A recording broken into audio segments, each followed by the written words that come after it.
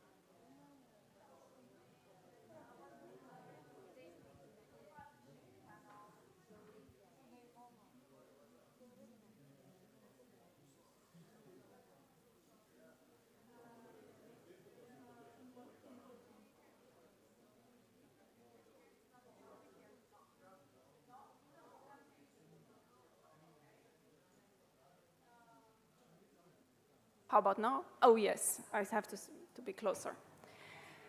Good evening and welcome to the publishing panel of SDEWES. We organize a publishing panel every year, and this year we have a topic that is a bit different from previous years. It's called Promoting Women in Energy Research and Ways in which we could close the gender gap. My name is Dana Niculescu. I am a publisher with Elsevier, publisher of energy journals. And I will be the moderator of the panel. Let's start with the agenda of the panel. I will present some data that we have on women in science, then specifically on women in energy, and ways in which we try to promote I&D in publishing. This will be followed by pitches by 3 invited editors of energy journals. So Professor Eva Foley from the University of Manchester. She's the managing executive editor of Renewable and Sustainable Energy Reviews. Professor Natasha Markowska of the Macedonian Academy of Sciences and Arts. And she's the section chief editor of Energy Reports. And Professor Anna Maria Bonomano of University of Naples. She's as well a section chief editor of Energy Reports. After the pitches, there will be a Q&A session, and we hope to make this very interactive. Please ask questions to our panelists and just interact with us, please, on this topic. What we hope to achieve with this panel is to find out the editors, but also your point of view on how to promote women in energy research. I also aim to understand the current position of women in energy and their challenges. And also I want to find out how editors and publishers can contribute to make a difference for women in the field.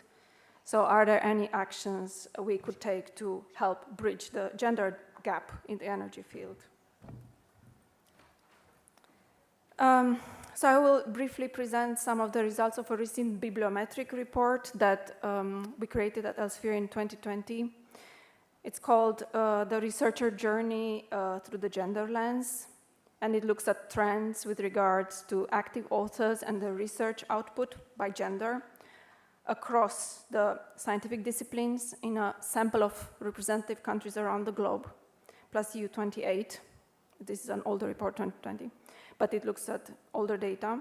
It looks at 2 5-year windows, comparing the situation in 1999 to 2003 to the situation in 2014 to 2018 in each country that it analyzes, and also globally.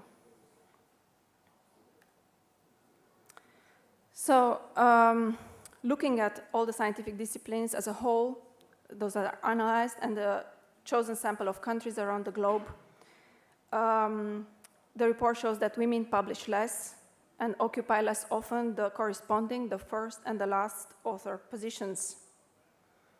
Active authors are considered those who have authored at least 2 publications during the study period.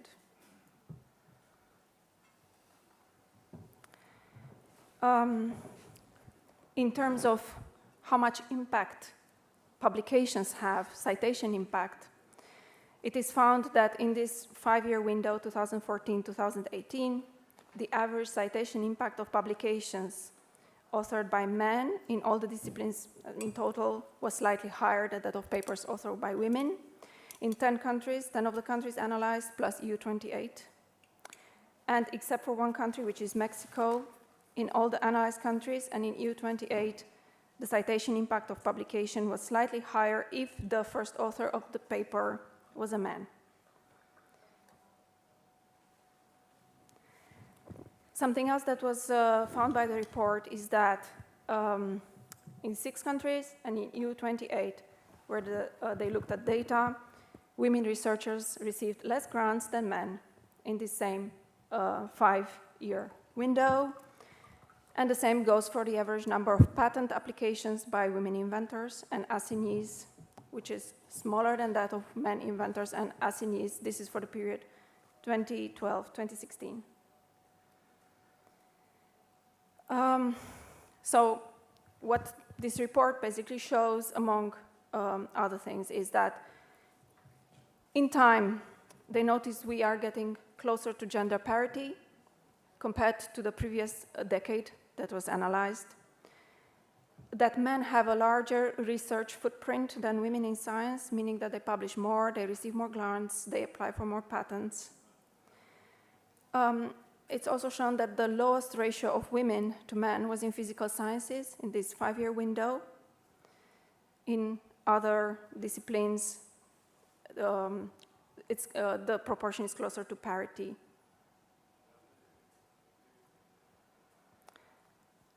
Women in energy research, what is the data there? So taking the data from this same report, I calculated that in this 5-year window, 2014-18, in EU 28, plus other 7 countries around the globe, the percentage of women authors in energy research is less than 20%.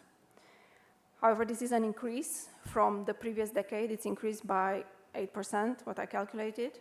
And this shows, of course, good progress in the women's participation. A bibliometric article published in 2014, which looks at 14 years of publications in 3 leading energy journals, looking at more than 9,000 authors and more than 4,000 published articles, finds that 16% of all authors are women. A few words about what publishers are trying to do to advance inclusion and diversity, and I can speak about what we do at Elsevier, what our initiatives are. First of all, we are committed to advance diversity, equity, and inclusion. to ensure that everyone has an equal opportunity to succeed in research. And we try to contribute to this in a collaborative effort through an evidence-based approach. And one of the things we did is have this report made in 2020 about science from a gender perspective. We also believe that editors and publishers have a responsibility together to promote inclusion and diversity in journals, and this by appointing editorial teams that have a broad expertise and a broad background, by diversifying the reviewer pools, reviewer invitations, by considering all submissions with an open mind, and by commissioning content from a diverse range of authors.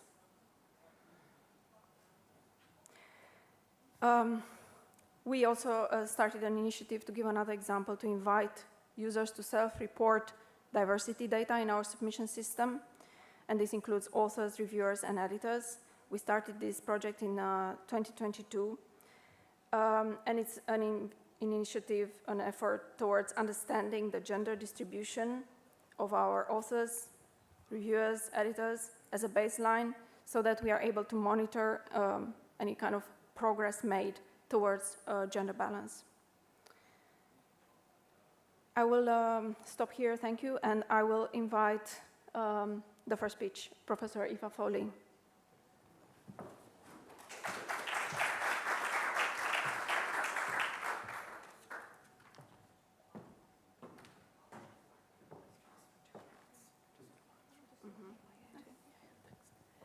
Hi, good afternoon.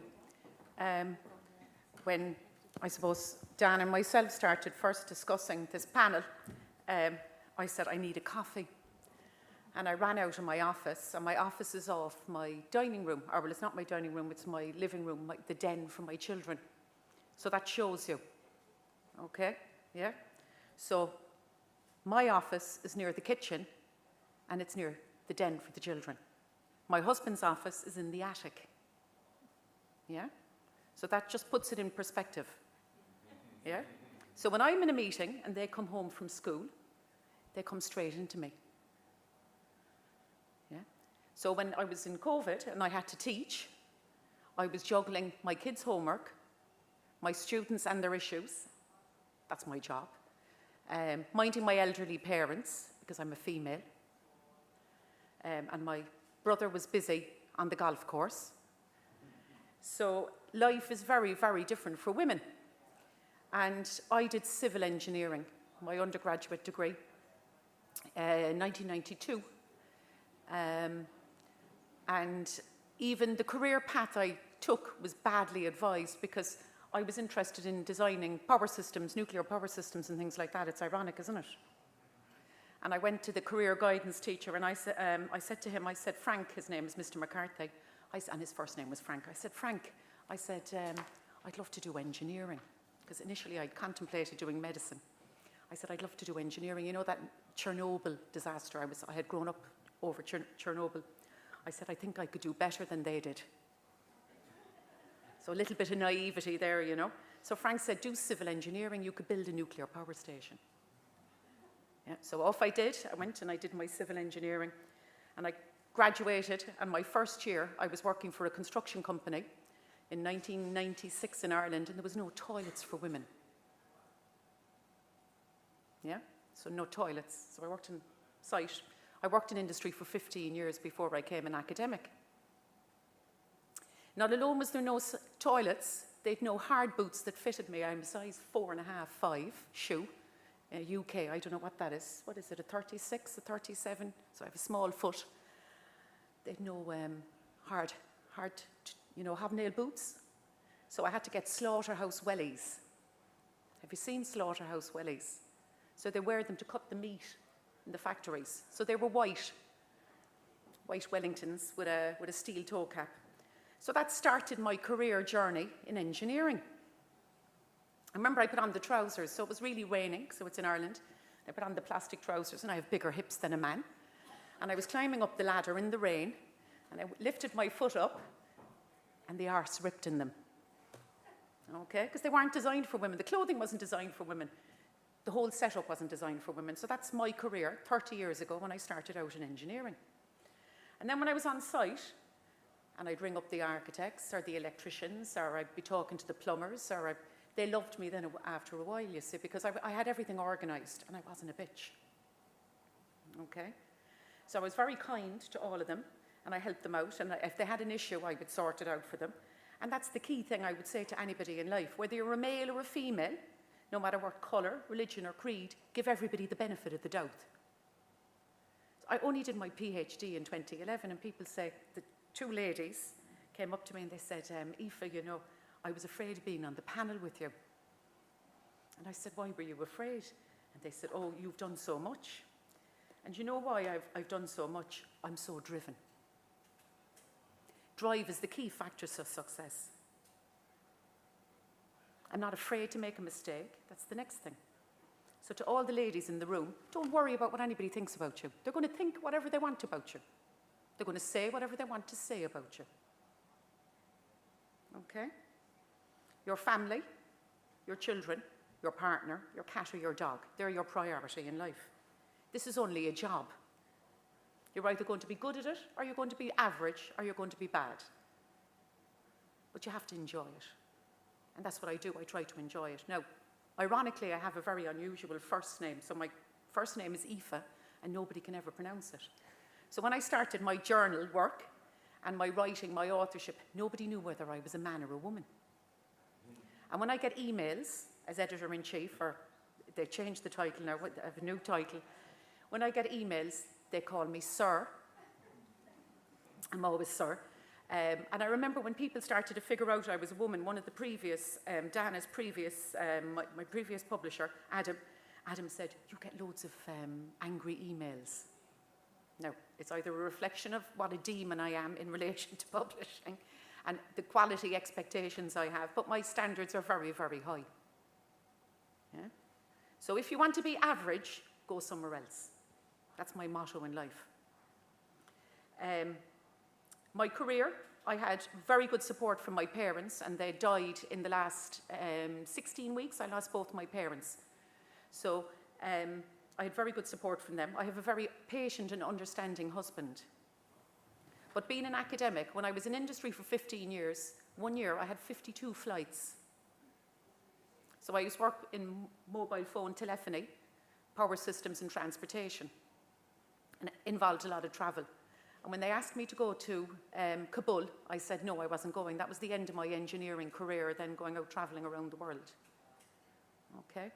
So I decided then I'd go home to Cork and marry my husband and settle down and mind my parents and have my children. And I was fortunate enough to meet some good men along the way, good colleagues. So I've had good male colleagues. I've had some good female colleagues and good male colleagues. Yeah? So Brian Norton below, a good colleague of mine. Okay.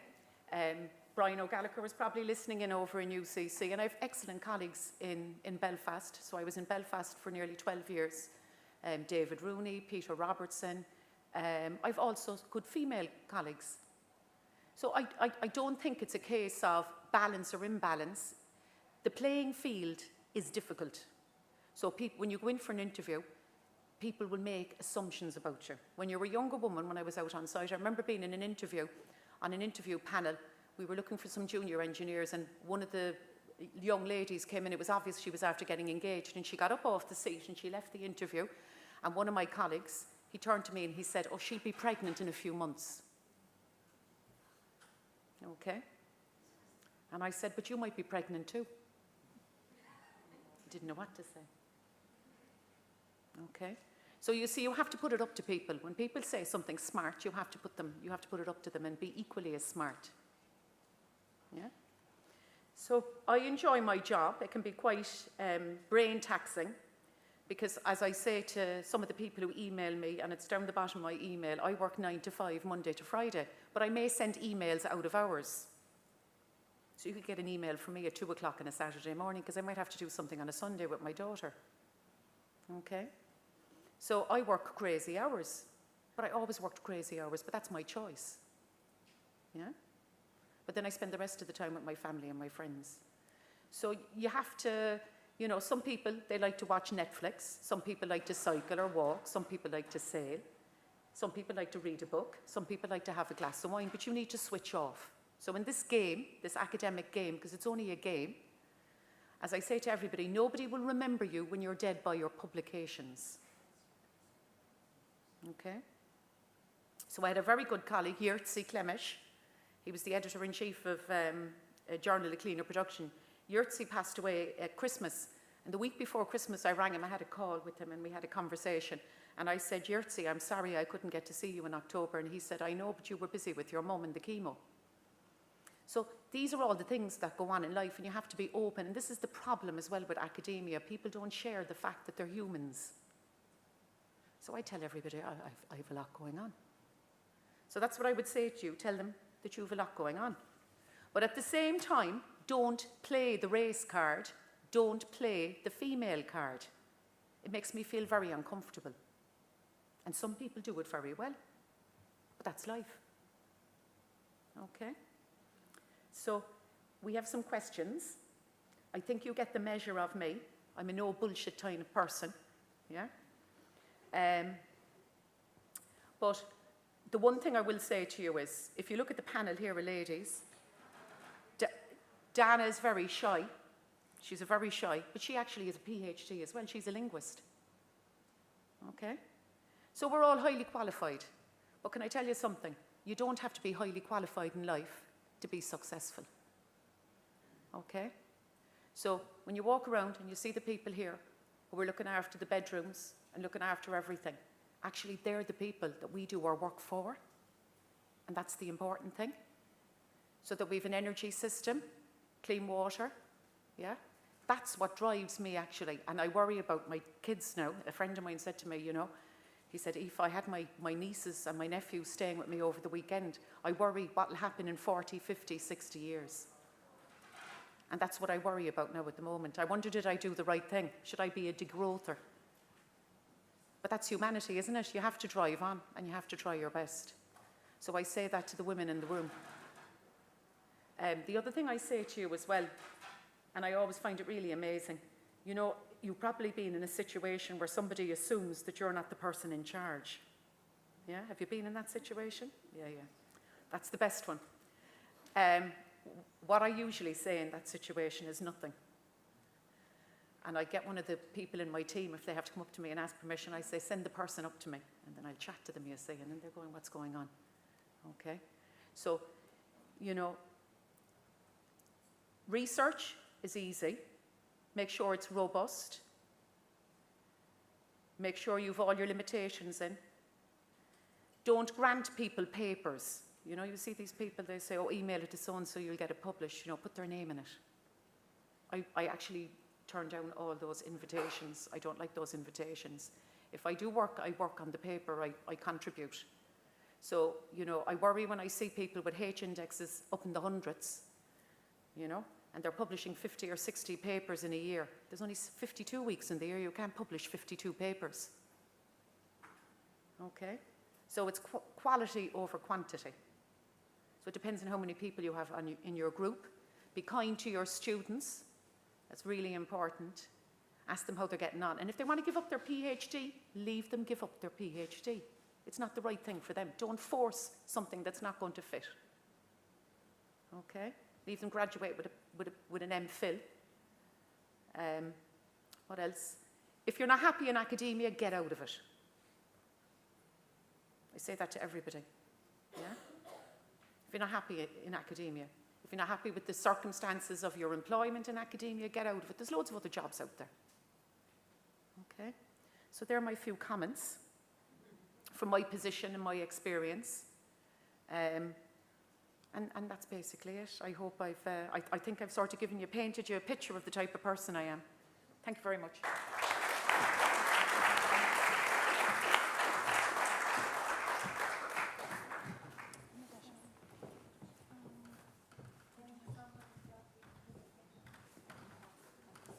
You just click it, Natasha.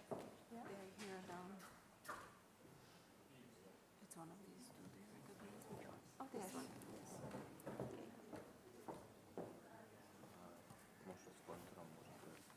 No, taka. Anna. Thank you, all of you, being here with us. I'm very happy to share my thoughts on this subject, promoting women in energy research. And while I was preparing myself for this initial pitch, I was thinking how I could best address some very important topics for our discussion. And I remember an article published on Macedonian climate change platform, which was supposed to bring to the readers stories of Macedonian women paving the way for climate change and something. And I was invited by the editor to present the story of a Macedonian woman paving the way for climate change and energy. And I will use this article,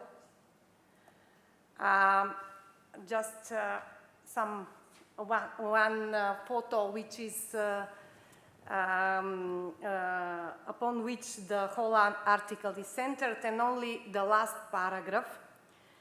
The first one is showing me standing in front of the PV panel and holding a leaflet saying "beautifully simple." And also in the capture I used some, at that time this photo was captured in 2016, a very popular or emerging technology, power to X. Then I was utilized the name carbon-free solar to power to explain actually the simplicity and my admiration from the technology. So I will utilize this photo to explain the motivation, my personal motivation for becoming a woman in energy research. And also I will read the last summarizing paragraph of this article, which reads like this. Asked what it's like to be a forerunner and proponer of energy transition, Natasha says, "In my education and career, I've never felt limited in opportunities compared to my male counterparts. However, I acknowledge that women, due to societal expectations around family roles, may face challenges in balancing responsibilities. These challenges span all fields, including also energy research. When it comes to the profession, I don't make distinctions based on gender. Instead, I differentiate between individuals who demonstrate dedication, responsibility, open-mindedness, creativity, a readiness for continuous learning, and an eagerness to embrace change and new trends, and those who may exhibit these qualities to a lesser extent." So, the motivation for me to become a woman in energy research was my awareness of climate change and the pressing need for sustainable energy solutions. I did my PhD in the area of materials for solar cells.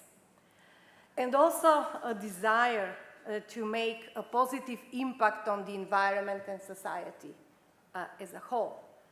And also the energy as a field is exciting and interdisciplinary. So it offers a lot of opportunities for innovation and meaningful contribution. Next, the paragraph I read contains all the key words, attributes which are needed, not only women, but all researchers to achieve academic success. But I could also here just list some strategies which will help achieving academic success. First of all, it's all about building a strong academic foundation through education and training. You have to have a very strong education in the energy field. And then engaging in high impact research projects. Learning how to do projects is also a part of your very important skills and key for a successful academic career. Collaborating with established researchers. You must have from whom to learn. Also, by saying that it's seeking mentorship and guidance all the time. Publishing research in reputable journals. I remember I have a very strong professor who said, you did nothing if you don't manage to publish or to communicate your results to scientific community. Of course, presenting findings on the conferences, we all do here at SDEWES. And networking with the energy research community. I still stand behind this fact that live contact and personal relation is a key which could help all our academic career. Then I will also try to respond to other two questions, but now serving as a editorial work for energy and energy reports for, I would say, almost 2 years. And of course, how to become a reviewer, you need, first of all, you have to have established expertise in this research area. Publishing is also, so you know how to write research papers. Expressing interest in reviewing for journals and networking with the editors. And also start by volunteering for smaller journals or conferences to gain some experience. And then how to become editor. Of course, you have to demonstrate expertise. Not only to gather, but demonstrate for this very prestigious position. Of course, you have to have extensive experience as a reviewer in order to be able to read the reviews written by different reviewers and to make decisions on the papers. And networking with editors is also very important, and you can start by volunteering for guest editor in special issues. For me personally, I've been guest editing special issues dedicated for SDEWES conference since 2013. And I became associated editor, I think, 2020. So 7 years experience in volunteering, in guest editing of special issues. And of course, I'm even now, but even more before, open to mentorship from experienced editors.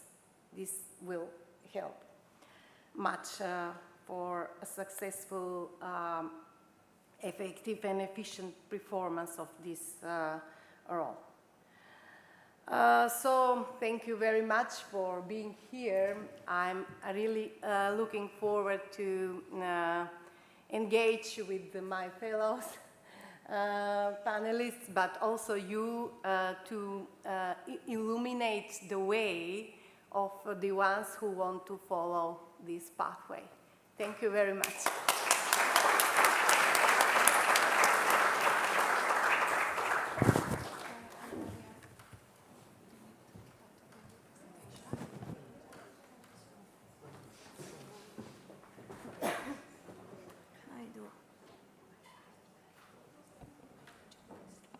Just one line. This one? Yeah, this one. This one. Okay. Good evening. It's quite, I have to be honest, it's quite difficult to speak after Eva and after Natasha. I might agree with both of them, if according to which is the side of the story that I tell and which is the side of the story that we look. From my experience, I have to be honest, and I've been very, very lucky. Because in my career, I've been never, even when I was a student, I was never discriminated as a woman. And probably it also depends on the way I act and the way I behave. Going on a personal level, I have two brothers, we are from a triplet, so they are men. I have been challenged my whole life to be like them, good enough like them to play football with them. I had been challenged my whole life to be able to join the friendships, to go out with them. So probably because of this, when I decided to become an engineer, I never felt like I could do it. So I always felt that I was able to complete my career. And even when I was a student, I never felt that men and women treated me in a different way. Probably because of this condition, which is very personal, because I come from a family of men, I felt always happy to work with them. I felt that, and they supported me in every way. I thank my professor, my mentor, to support me to get all the occasional opportunities that sometimes they are considered more for men. I've been able to join the research groups around the world since as PhD. So I work at the Lawrence Berkeley National Laboratory. After a few years, I work at Solar Energy Ben-Gurion Center in Israel with Professor Feynman. And all these professors, and later on, I joined the group of Professor Atienitis. I collaborate with Professor Kalogiro, which are all internationally recognized scientists. I felt capable to do so. I felt capable. I never felt that I couldn't do it. I believe that the feeling that we have as women is also due to some cultural heritage. Okay, so we are raised as a kid, normally, generally, we are raised as kids that we need to be perfect. Men instead are raised to be bold, to be brave, to take risks. Maybe it's this that makes the difference in the way we see the career as engineer. So one of my recommendations that I can give to all the women that want to become engineer is to believe in themselves, to be sure that even if they are not perfect, as Eva said, even if they make mistake, nothing changes. You can still be successful if you are not perfect. You can still be happy if you don't reach a position, or maybe if you don't reach something in your career, because life is full of many parts, many sides of your life define a person. And we are not defined by the work that we do, we are defined by the way we are. So my personal suggestion is to, as a young researcher, the researcher that are here, to take all the opportunities that you can to join. Sometimes they don't do. I talk to my students also for the Erasmus program in Italy. The number of men that they go abroad and use the program is higher than the number of females that join the program. So from my point of view, women just need to be more self-confident, as I said before, brave, and be sure that can be successful, not being perfect. And in this slide that I prepared for this pitch, I included two pictures that you can see here. The bottom one is relates to me when I went to Israel, so I joined the group of Professor Feynman at the Solar Energy Laboratory of Ben-Gurion. He was in Israel during the spring, the Arab Spring, and everybody told me, "Where are you going?" And I was also at that time, I felt that I could do it. I did it. It was one of the best moments of my life. Also at work, I felt very powerful because I was sure that at that time that my professor, my tutor, my mentor was happy for me to be there, and the professor that hosted me in his group was happy about myself. I collaborated with people from the MIT and all universities around the world. And thanks to the attitude, so even to my attitude, I was very determined, but also thanks to the possibilities that this professor gave me, from Professor Palombo, Professor Atienidis, Professor Calogero, thanks to their possibility, I became confident. And this is the best boost that you can have in life to proceed, to go ahead, and to succeed in life. So the last picture, the picture that I have on top of this slide, you can see that during, there was a meeting in Cyprus. In the picture you can recognize Professor Brian Norton, which is here in the audience, Professor Atienidis and Professor Calogero. And I own everything to these men. They are all men. So for me, it's something, it was also very difficult to me to accept talking in this panel because I felt like there should be no difference, and there should be no difference between men and women when we talk about research. We are not dealing with low-level topics. We are dealing with people who are educated, so they should not treat us in a different way. And if we believe, and if we put ourselves in the position to not be treated in this way, in any way, there we can do it, and we can do it. So this is my very personal opinion. So I wrote something, but it was completely changed because after Eva and Natasha, I had to change my speech. So just this. So thank you very much. And if you have any question, ask me.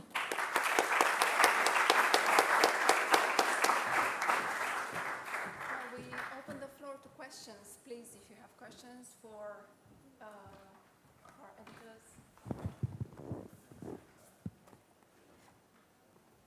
Yes.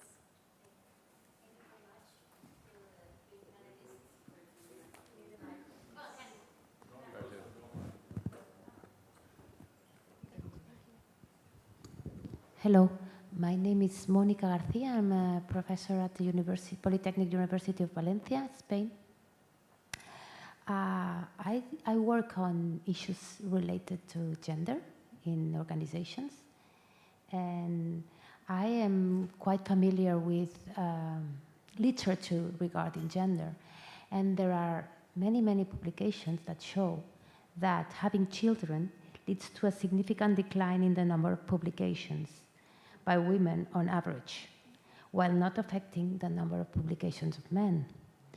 And I would like you to make a reflection on that, because I haven't heard much of that figure in this session, and I am interested in your opinion on that. Thank you very much.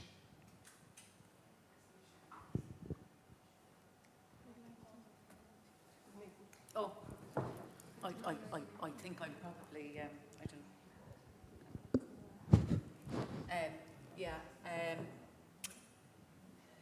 I suppose, look, I gave up working out in industry, and I was very successful in industry because I knew as a female with children, and if I wanted to have children, I actually will tell you my story.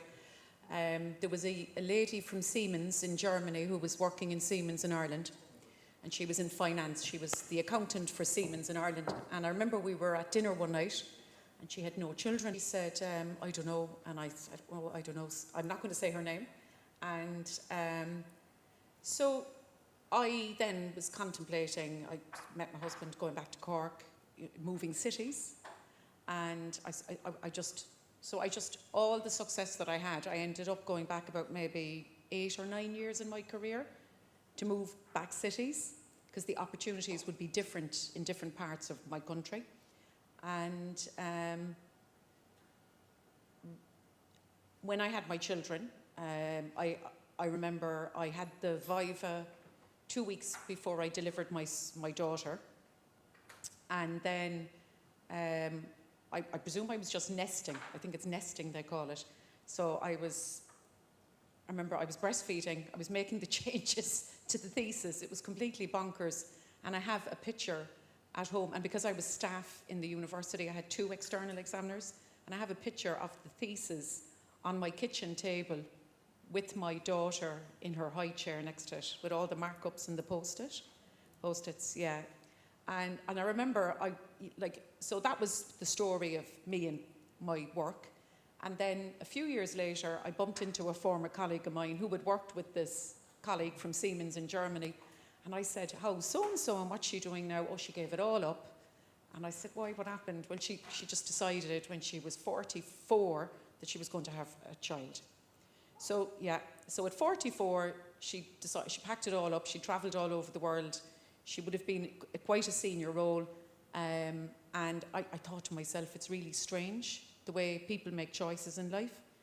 That was the first thing. In terms of the number of publications, what I personally tend to notice is that when guys have the maternity leave, it's not the same maternity leave as a female.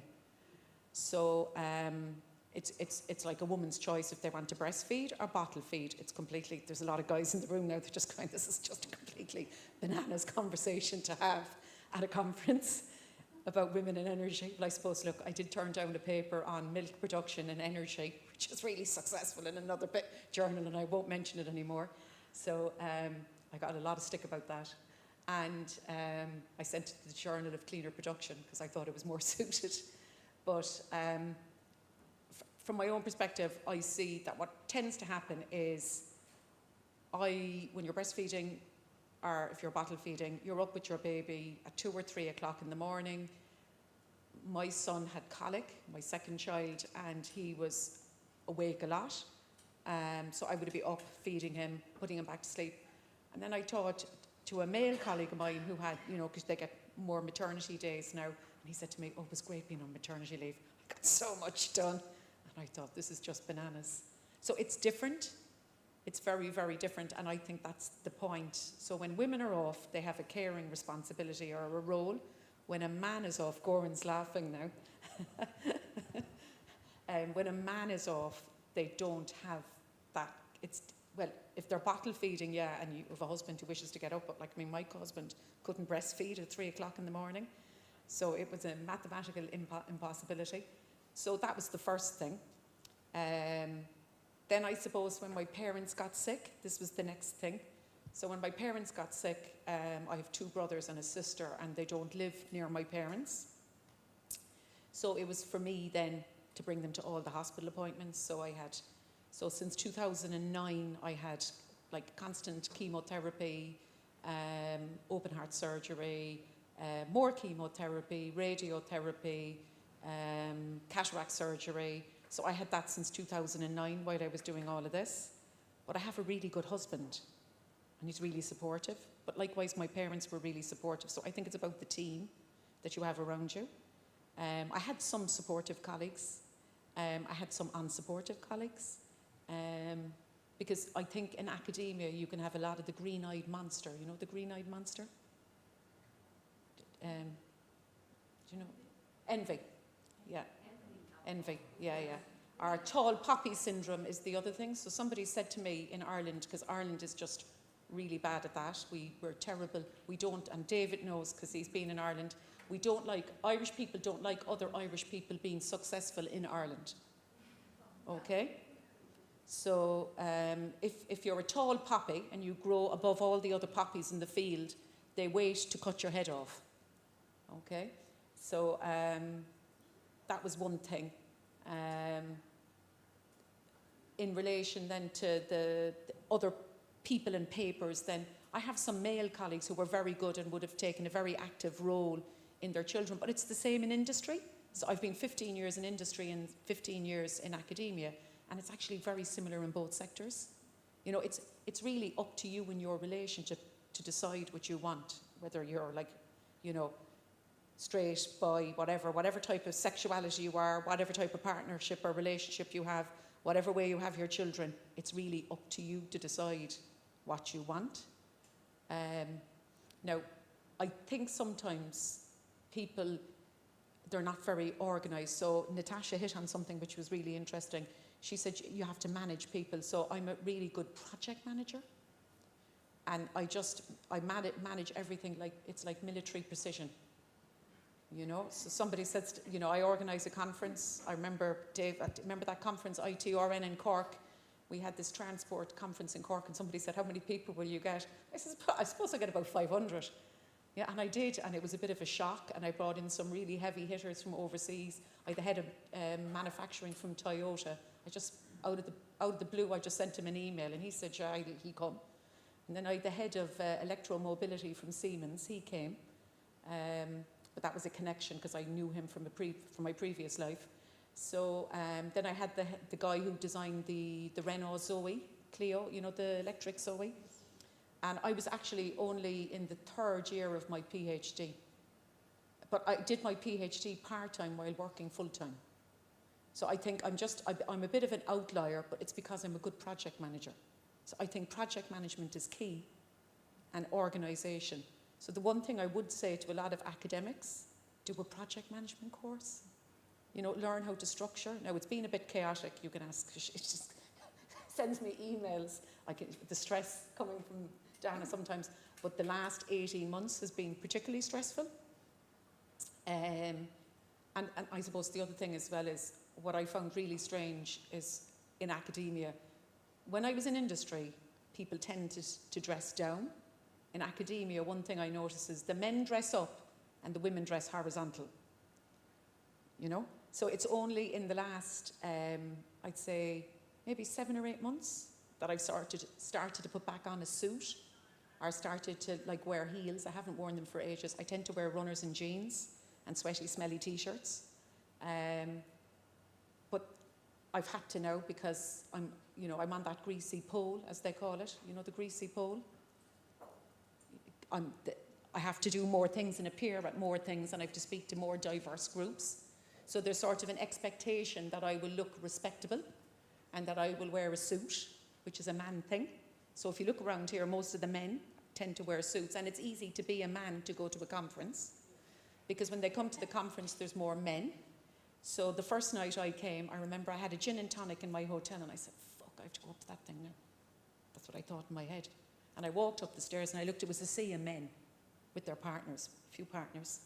And I just sort of hovered around and I felt very uncomfortable. I'm sure did you notice? Did you? Yeah, yeah. I don't like social things. I hate them. I hate social functions. I think that's why I like being an editor. I don't like being in large groups. I don't like parties. Only with my friends, people I know very well. They're the sort of things that are very difficult for a woman. So it's very difficult for me. I'm in a few professional bodies. If there's dinners, I have to go on my own. Okay, and when I was in industry, when you go on your own, men will chat you up. It's just part of the package, you know. And I never ever entertained any of it, which was probably a bit of a challenge to them. And then, so the more you stay away, the more the challenge you are. Then you see, do you get it? So that's all part of that as well. When I moved then from university, so I would have been in Cork to Belfast, I had to commute. So David knows this, or Brian knows this as well. So I lived in Cork and I commuted to Belfast in Northern Ireland. It's a 4.5-hour train journey, and I did it for 2 nights a week, 3 nights a week for nearly 12 years. Yeah. You see, it's my choice. So some people don't understand. Some people do.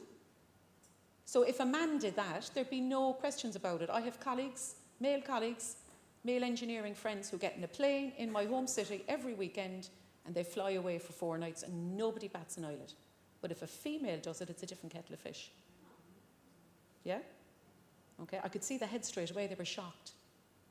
So these are the sort of things, but then when I'm doing stuff at home for the summer, and when I'm at home, I pick my kids up at the gate, I drop the kids to school, I walk them up, I cycle them up, I walk them up, you know. The reason why I like the academic life as well is because, you know, people say, oh, we work around the clock, but you can work flexible hours, it's up to you. And it's sort of like, and you can do, my passion is research, my passion is teaching. I love the teaching, I love meeting the students. And I know some academics, they don't like the teaching, but for me, that's probably the highlight of it, is the teaching. And I love when my own students, whether they're master's students or PhD students or undergraduate project students, they link me in, they email me looking for advice on their career. They're all the things that I think are relevant and interesting. In relation to the publications, some men, I think, and there's some women as well, they play this publications game, you know. It's like going to Vegas and spinning a wheel, you know. And I remember somebody said to me about paper sometimes, you know, if you throw enough shit, it'll stick. So that's papers, you know, every sock will find a shoe, you know. So there's always a journal somewhere for a paper. Do you get it? The worst papers tend to be people that get really carried away with them. And the Google Scholar is the same, you know, they put all their undergraduate projects up. They make their undergraduate projects into papers, you know, and you see a lot of that goes on as well. The one thing that really annoys me about academia is the way some people treat their postdocs, their PhD students, other colleagues in relation to, you know, respecting their space, and emailing them at really weird hours of the night and day. As I say, if somebody emails me, I'm not a 7-Eleven. You know a 7-Eleven? Yeah? So that's one thing that I don't like in academia. I think it's really, really disrespectful. But the project management, I think, is something, and it sort of appalls me as well, that a lot of universities, and I think it's a bit of a thing in universities and governments in general, they think by bringing in more clerical and administrative staff to run the university, it will make it for a better organisation, that by some miracle these people are better at us than running ourselves. But I think we have to learn to run ourselves, because what tends to happen is if you pass a lot of those functions over, then you lose the ethos of a university. It becomes then, it's like a student is a, what's the word for it, a customer. You know, like an undergraduate student is a customer. I don't think that's a positive learning experience for anybody. So they're my comments. I hope that's all right for children and stuff. I've given you sort of a big broad brush there of a ramble. Are there other questions? Oh, there's a lady there. Yes.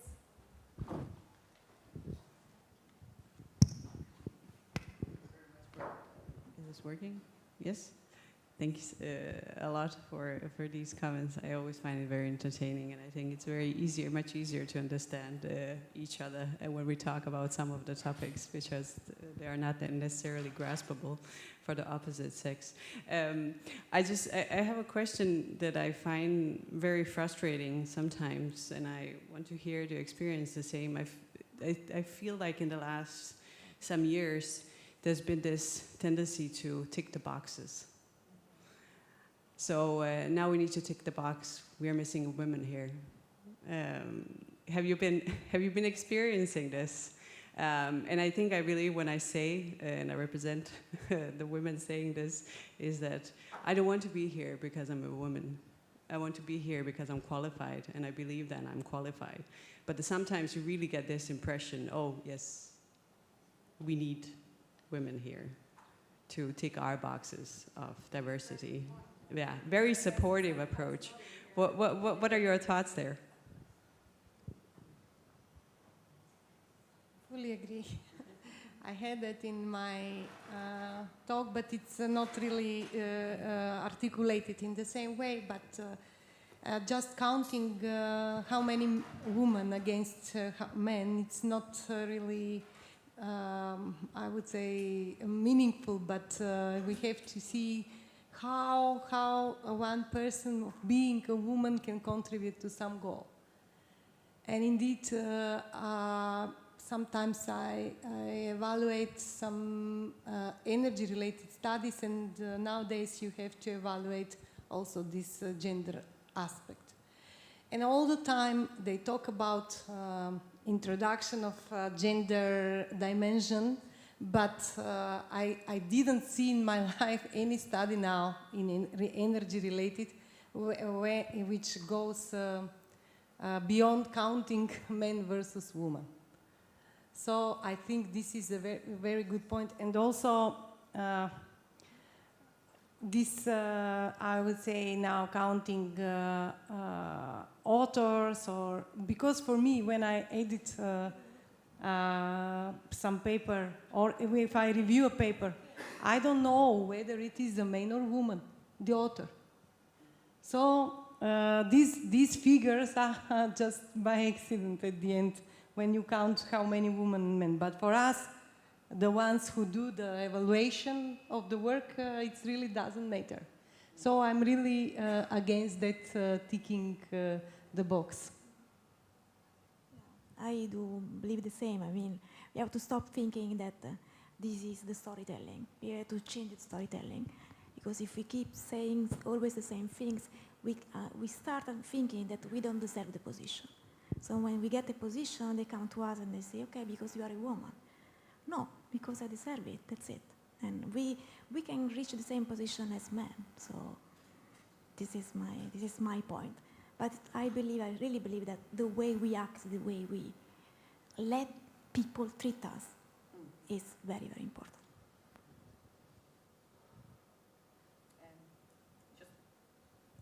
So papers are one thing, yeah? Grants, it's the same. I never look, I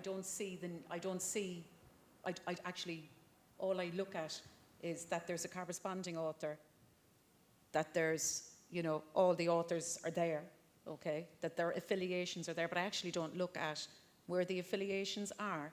I don't look at their names, so they're just, it's like A, B, C, and D.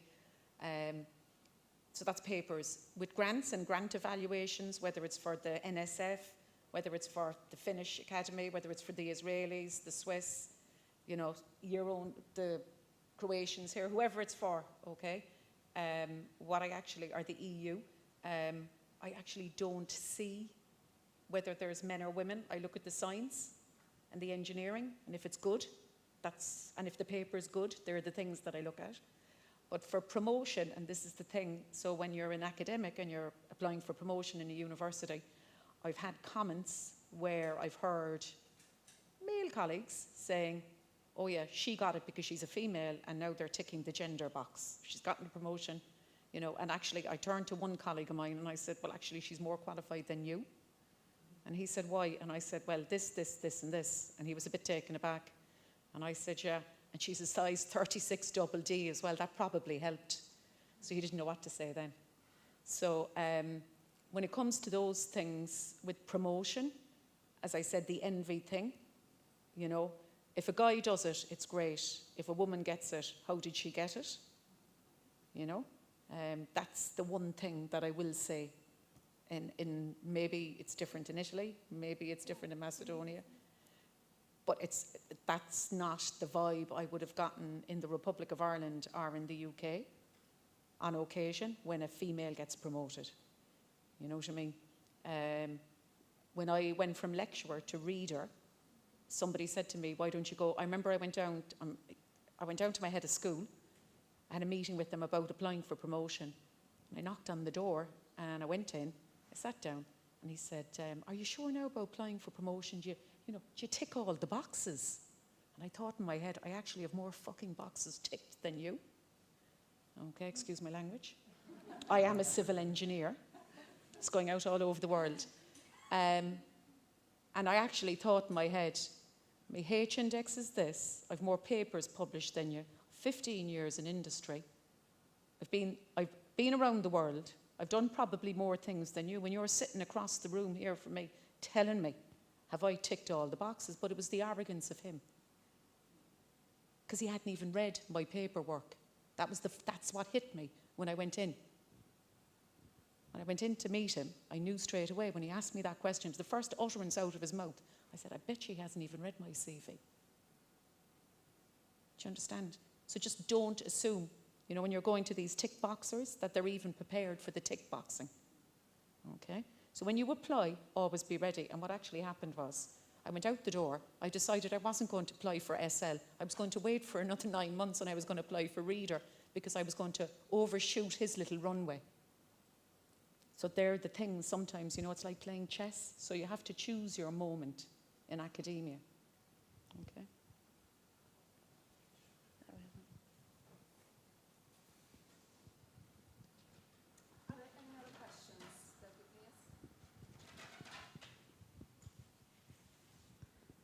Thank you for your intervention. I would like to know your comments and experience about this particular point. So, improvement of women in academia, for me, starting also from the improvement and enhancing possibility of women in STEM university courses.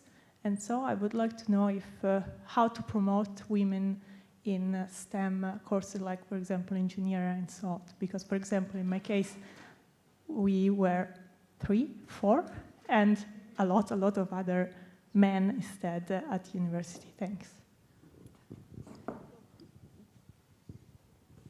How can we promote women in STEM courses? It's quite difficult. I mean, it's not that easy because even also in Italy, because in other countries can be considered different. Engineering is considered something more for men. But we need to change. We need to start also going into high school to show that women can become professor, can become researcher, can become qualified engineering. So for sure we have to do something, because in Italy the proportion, the ratio of female students compared to men is very, very low. Even if in the last years things are changing, so there is an increase of students, of female students in our courses. Few months ago, one of my students came to me. She told me, "I read your CV, I know everything about you, and I want to become like you." And I felt like, why? I mean, and she told me, "Yeah, because you did a lot of stuff." So one of the things that we have to do, this is our responsibility, is to show. I mean, we need to show our work. We need to become role models, okay? We need to tell to the young women that they can become engineers. Because if we don't do it, it's our responsibility. We cannot wait for men to do this. Because I am quite optimistic, I think, probably because I have 2 brothers, we are twins, triplets, so I don't believe that men see us as less qualified. I don't believe that men treat us in a different way. I'm optimistic, so I believe that when it happens, most of the time it's because we are self-defeating ourselves. So we are doing something bad to ourselves. So we have to do something. We cannot wait for men to change the way. Maybe I could add, these disciplines, including energy, of course, traditionally men-driven disciplines, but with the time being, we are witnessing that they become more and more inclusive for other disciplines. So maybe a good strategy for engagement of women in this is to make known, to build awareness about multidisciplinarity, this relationship to social sciences, to IT technologies are equally important. So a lot of space also for, I would say, for women or for the persons who are genuinely more related to this field. So in these so-called men fields, also there would be much more space for the others, which are primary field is by definition more oriented towards women. If I may add something, we are in a lucky time because you see, if we talk about climate change, women, I believe that women need to know if the things that they do, if they are useful. Okay, what is the goal of something? Well, I do believe, and my colleagues they know, I do believe that men are more interested, can be interested also of a mechanical component. We need to know the ultimate goal of something. So if you tell to the women around the world that engineering and STEM fields is, they know and they start knowing this. It's a field where you can make a difference. I'm sure that more women will join these courses. And this is clear. The rate of women is increasing.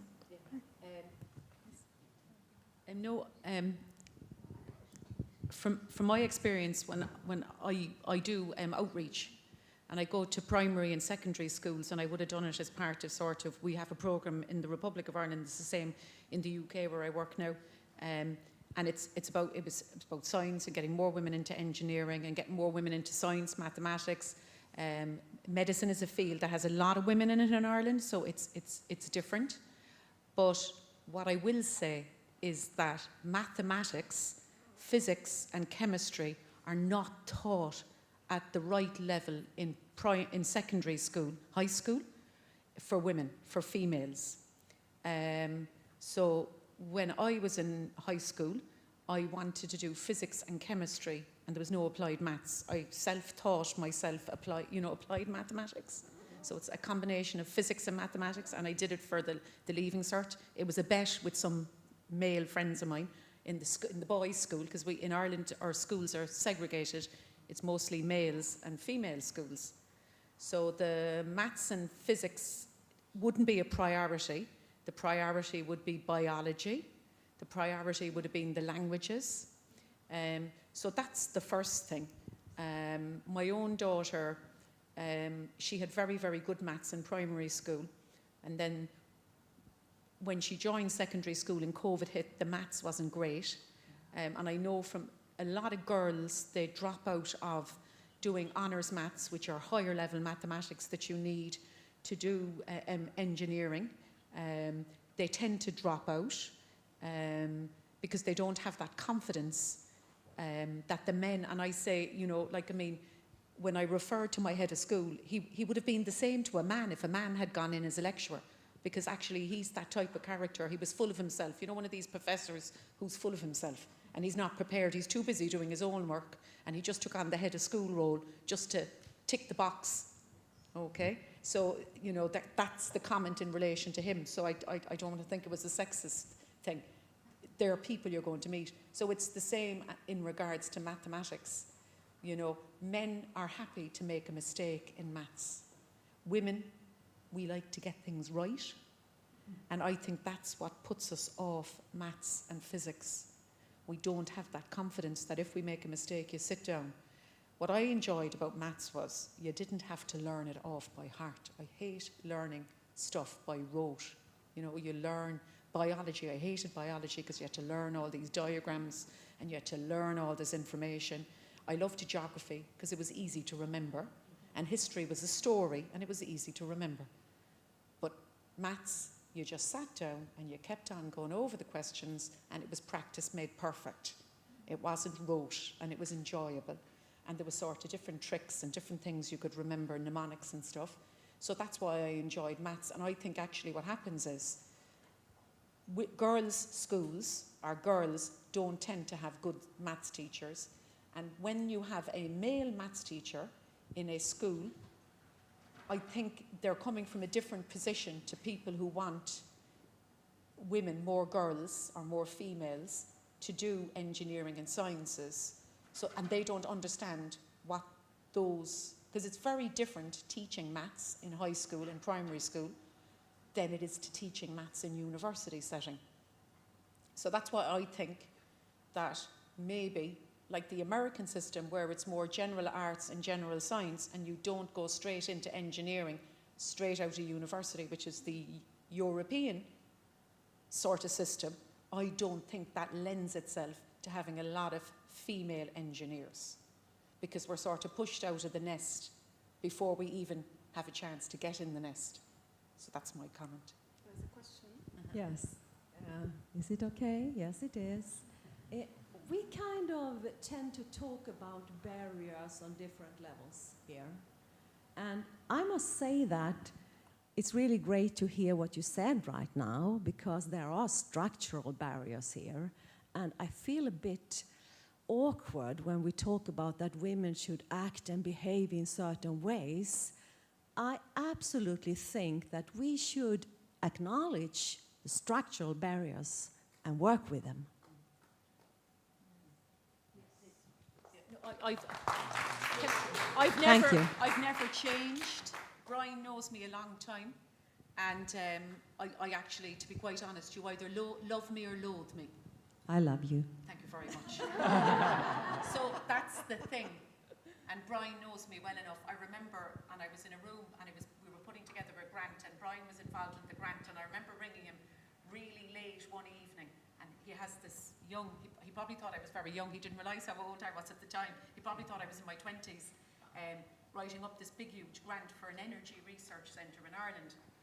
And I said, we couldn't find the right PI, and I remember being in a meeting with all these professors, and some of them had never left their parish. Do you know what I mean by never left their parish? Yeah? And that's a sort of a thing that happens in certain parts of the world where professors never leave their country. Okay? And I looked around the table, who are we going to pick as the PI, because I wanted to finalise writing the grant, being the project manager. Yeah? So I had the job of writing the grant. So I said, we need to shit or get off the potty. Can I say another thing? Yeah. Sorry. Can I say another thing? Just one more thing I would like to highlight, and is, if you have not been discriminated or had a feeling during your profession about that, I'm a woman, how are you going to understand that scenario? Leave it all hang out. You know, the hippies say, leave it all hang out. I know, but we are discussing this, and I think it's important to think about that, because that is the situation we have, that some people, they have a perception, they experience something, and some don't. Yeah. And those who don't, how can they ever understand what is happening? But that's why it's important if you share your experiences. Absolutely. Thank you. Okay. Yes, please. Sorry. Also this hand. Hi. Sorry. That's quite loud. There is somebody else first. Yes. Me? You wanted to say something. Yes. Okay, Is you're that first, okay. than me. Thank you. My name's Rebecca, and I'm currently a master's student at the University of Bristol, and I also did my undergrad in civil engineering. I kind of love you after this talk. But something I've always had when people have asked what I do is I say I do engineering, and a lot of the time men tend to say, good for you. How do I react to that? Because I never know really what to say. Like, I just don't. Well, I'll tell you a little secret. When I moved to Dublin from Cork, so it's like moving to the big city. It's like moving to London, yeah? And I moved up to Dublin, and I remember I was out in a club in Dublin, and some fella came up to chat me up, you know, he was dancing on the dance floor, making moves, and he said, what do you do? And I said, I'm a nurse. Brian's laughing now. Nurses have more fun, okay? So the thing about it is, I remember now when people ask me what you do, and I say, I'm an engineer, and then I sort of laugh, and I say, yeah, but I don't look like one, do I? And that's my comment. Do you get it? Mm-hmm. That's the thing, you need to tell people, well, I'm an engineer, but, you know, I don't look like one. But then they think to themselves, actually, what's an engineer meant to look like? Yeah. I don't hear. Yes. Well, I'm Carla Montagut from the Universidad Politécnica de Valencia in Spain. And I would like to add a comment, it was a previous question, regarding the STEM and how to attract young students to do engineering studies, energy engineering. And I think that visibility is the key. It means if these young girls see a woman that is working in energy engineering and is successful and has this visibility, they say, okay, I also can do it. But then you find pictures of engineers, energy engineers in marketing things, that they just are men with helmets, okay? So, I mean, I think we need to make an effort, and this means increasing visibility of women that work in the field.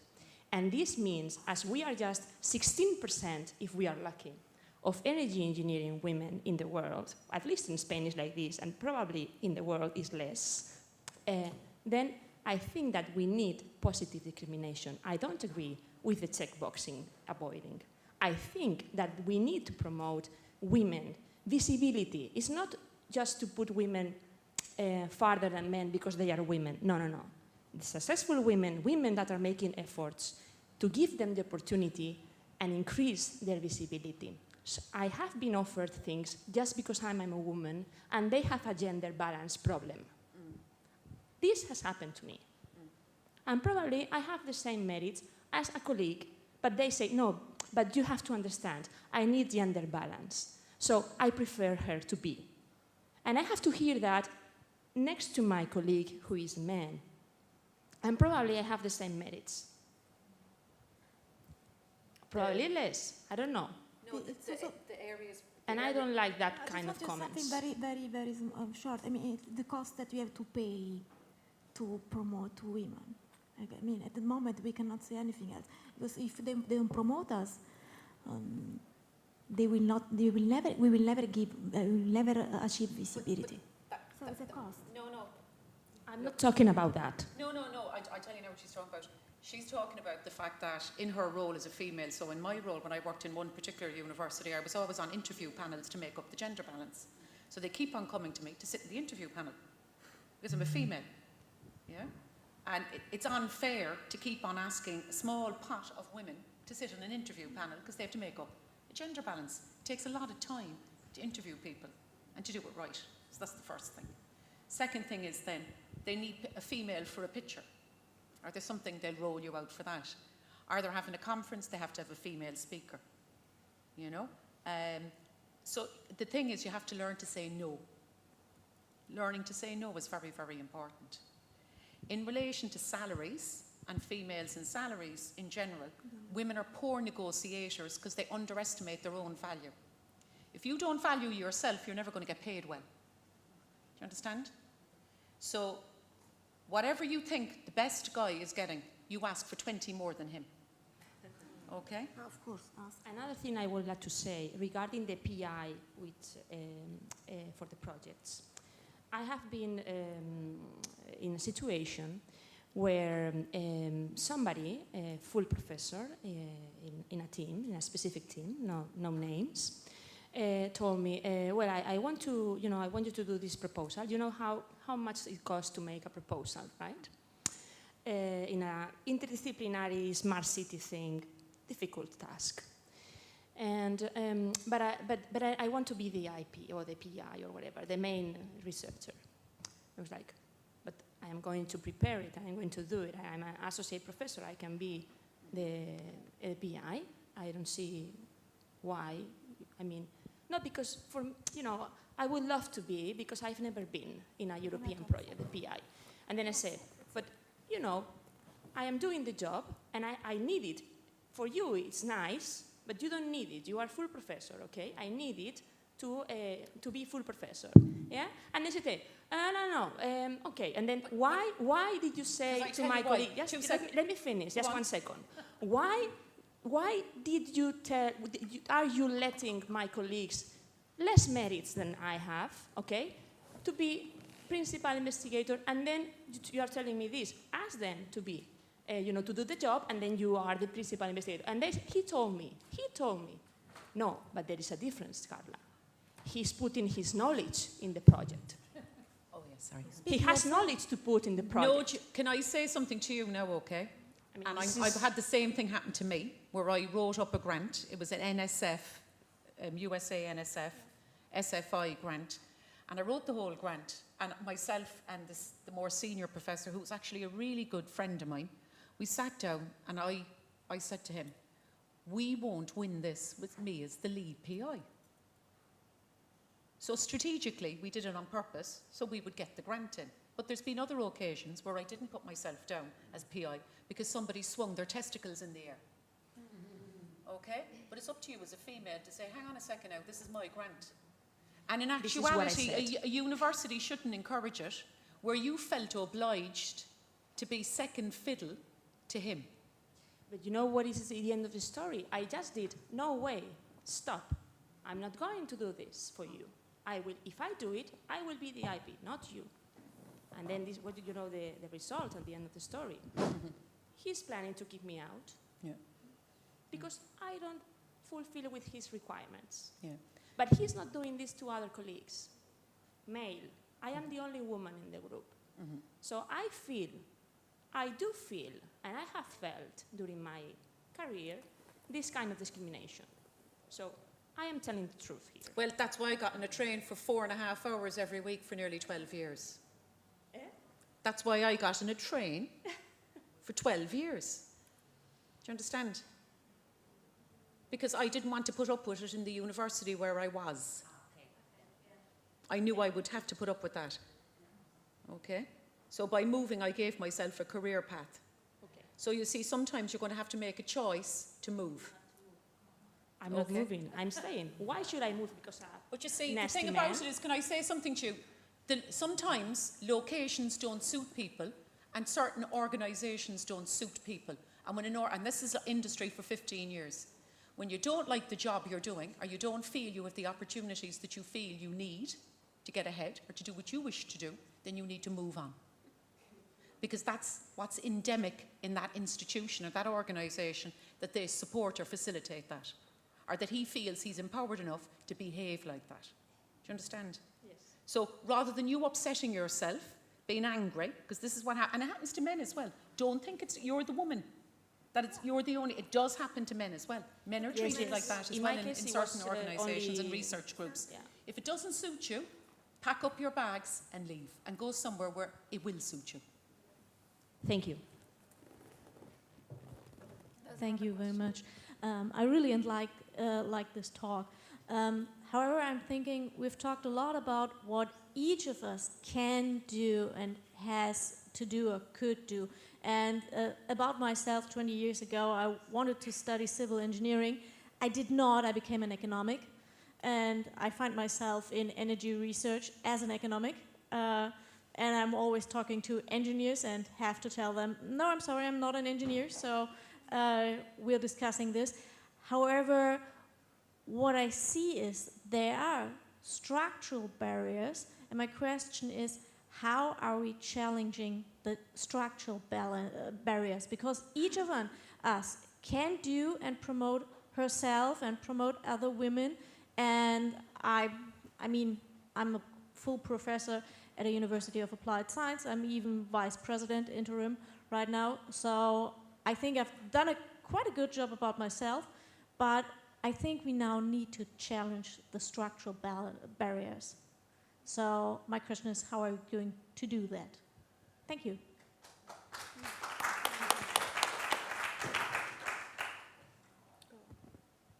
I wouldn't have an answer to this question, or I think maybe it will be very much dependent on the context of its specific institution or a community.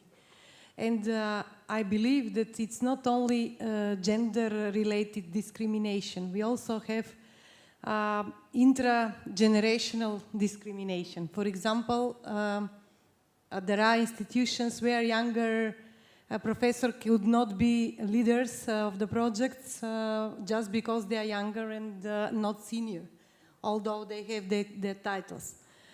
So I think that we have to identify these, as you said, the structural barriers. And that's the life. We have to invent some, how to say, suitable strategies how to avoid. Or then, as Sifa said, if we cannot, we can pack our suitcases and leave. I agree with Natasha in that structural barriers, it's a cultural thing as well. So it depends on your location. Yeah. So, like, I mean, to be honest, it depends on where you are in the world. It depends on your religion in the world you're in as well. It can depend on the political structure in the world and in the university, wherever you are in the world. And the other thing is as well, it can depend heavily on the other people in your organisation and their willingness to give up the reins. Some people, it's like politicians, they don't, and you know, civil servants as well, they don't know when their time has come and gone. So, you know, everybody has to retire and move on. And some people, they never want to retire. They never want to move on. And that's a funny thing in academia, you know, but it's a funny thing in government and politics as well. So, look, it's very, very specific, as Natasha says. But in terms of structural barriers, like, is it affirmative action? I don't know. I can't answer that question. I haven't experienced that. In the Republic of Ireland, there are female posts where women get promoted. They're like specific government professorship posts. Some of them that were awarded, I was impressed with the calibre and the quality of the students, or the professors, the female professors. Others I was shocked, you know. So I don't know whether that kind of positive affirmative action is correct. And I think it's actually, it's anti-discrimination, so it's bad then for other, like, I mean, I wouldn't like to be discriminating against a male colleague who was better than me because I was female, you know. So I don't know what sits comfortably with me, you know what I mean? But I've had, you know, funny comments. I've had the chat up lines, I've had the funny comments, I've had the horrible emails, especially as an editor when they figure out you're a female. But the structure, I think really, you know, it should be non-binary. It's like a, you know, I don't think that should influence anything really, you know. Sorry. And yet, we find ourselves with less women in energy research than men. So this was your presentation in the beginning. So if it shouldn't make a difference, I think it's not just because of us. But the route is, you said to me you wanted to do engineering, but you ended up doing economics? Yes, that was part of my story, but I'm fine with that. Oh, I know, but what I'm saying to you is I think a lot of it is bad career guidance in high school for females and poor teaching of sciences in high school, unless you want to do medicine, nursing, radiography, physiotherapy, pharmacy. Sorry. Are there other questions? Yes. Yeah, thank you very much. My name is Olamide Esham from the University of Nottingham in the UK. I'm a PhD student. I'm really happy to be here. I'm happy that, you know, we're having this conversation. One thing that I would want to say, especially, I like what she said, talked about structural barriers. I know that every single person must have faced some form of discrimination at one point or the other just because you're female. And I know I'm the kind of person that I take risks, I'm bold. I have experienced discrimination on all different fronts, but I really don't care. I just take the risk and I do because I think I'm competent enough to be in the space. But I think that in terms of that, we need to begin to see how we can create structures that would remove these barriers. And one way that I think can be done, based on what one of the speakers said, was to push, or for the successful women, especially the people that are sitting right in front of us, for us to see you more and to see people that are like, I mean, for people that are coming behind to see that the people in front are like, are very, are successful, and we can walk in those steps. The second thing is that if we're talking about structural barriers, I think it has to do with policy. How many women are in policy? I do not think that it is, I think that it's time for women in energy to be pushed forward in policy, because that's the only way we can change the structure. These structures have been there for so long. If we do not speak for ourselves, then it will remain. I do not think that we need to move from one university to another just because a man discriminates you. No, I don't think that is the way. I mean, that's my personal opinion. I think that this is the time for us to push women forward at the policy level so that we can make change as a group. I agree, and it was, you know, can I say something to you? Yes. That nobody owes anybody anything in life. Now, I can never walk in your shoes, Isabel. Yes. Okay, I can imagine the discrimination you've had in your life, okay? I can't walk in your shoes. But you must remember, I've been really, really successful as a female for 15 years. I've been the top of my game in engineering for multinational, okay? And to go to this organisation where the chauvinism was endemic. It was just, and all these people were so bitter that they didn't get their opportunities. I didn't have the energy for it. And sometimes it's better to walk away for your own well-being. And it worked out better for me. I think if I'd stayed there, I probably wouldn't have been very happy. Do you understand? Yes. So sometimes, you know, you have to know enough is enough. But in relation to getting ahead, I agree with you on the policy front. More women need to get out there in the policy, okay? And I think really things have changed. Like I feel now where we're going at the moment in engineering and women in engineering and women in energy engineering, it's a much better place than it was 15 years ago when I started on this journey. Okay? I'm at the point now where I was 50, like when I was in engineering, when I worked my previous career, I'm at that point now where I was 15 years ago. Do you understand? So policy is key. Opportunity is key. Women are their own. We don't network amongst ourselves enough and support each other enough as well. Yes, that's a very good point. So that's another thing as well. Women, we don't support each other enough. We don't put our names forward for things. You know, we get these emails. You should always, I put your names forward for different things. They know it now. They probably know it now. So, you know, I put other women forward for things. It's really up to you as an individual. If you get an email and they're looking for the name of a woman, or they're looking for a name of anybody to do anything that will help somebody out, always give a name. If somebody emails you and they're looking for a recommendation, it doesn't always have to be a female. You can recommend a male as well, you know. So it's really important that you're sort of proactive to break down barriers, you know. Thank you very much. I mean, I like the fact that you mentioned about putting women's name forward. So we have this network amongst my colleagues and friends that are women, and this is one of the things that we talked about that we've started doing, and we see that we keep talking about it, that this is the only way we can push forward and break those barriers. So thank you very much for that. Thank you. You have a question? Yeah, I have a comment actually, and it's also because my mom was always saying to me that women are your biggest enemy. They're not. But it was, yeah, and I do believe it changed a lot, because before there were not that many spaces for us. And I think really this growing network and acknowledging the others and talking, I think this is what changed. We changed. Yeah, we became more inclusive because we didn't have to compete. We don't have to compete between each other. And I think that's the thing that changed. And I believe, I'm very young, I believe I'm very young. But it was a big thing before. It was. No, it was, because I tell you, I remember, look, it's a really funny story. It's funny in a sort of a sad way.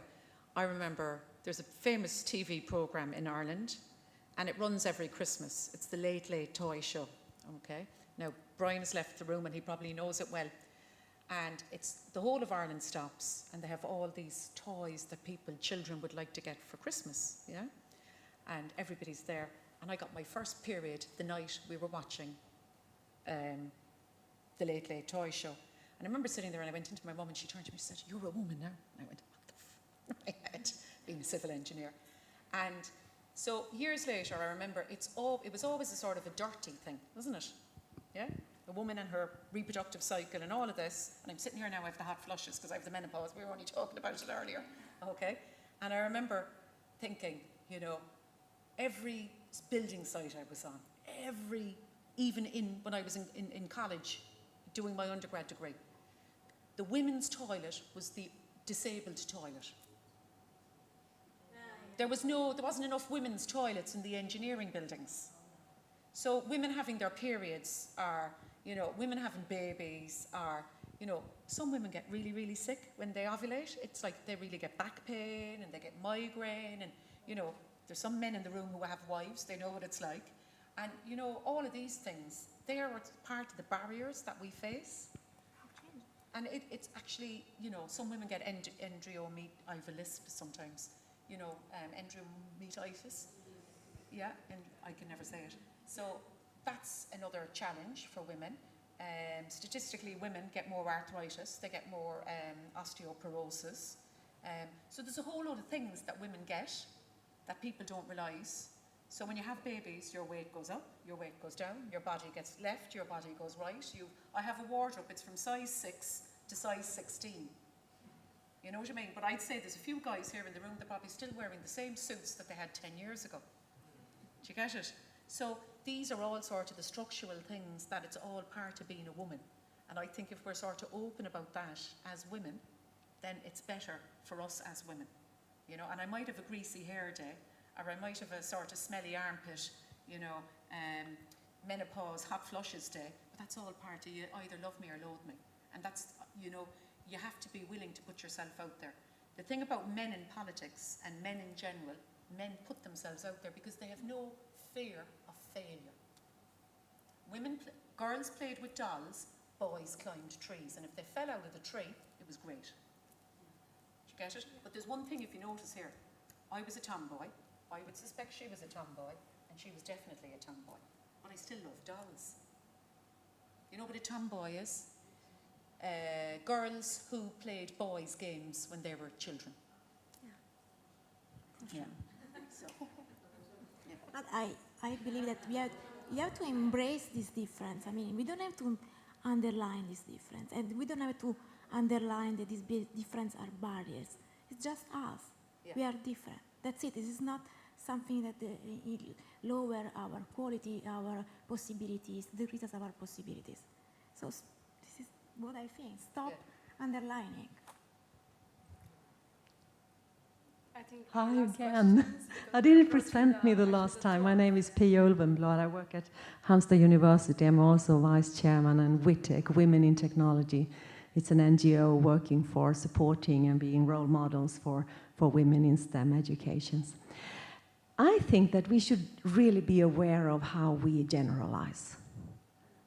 And I think it's really scary sometimes when we generalize about women and men.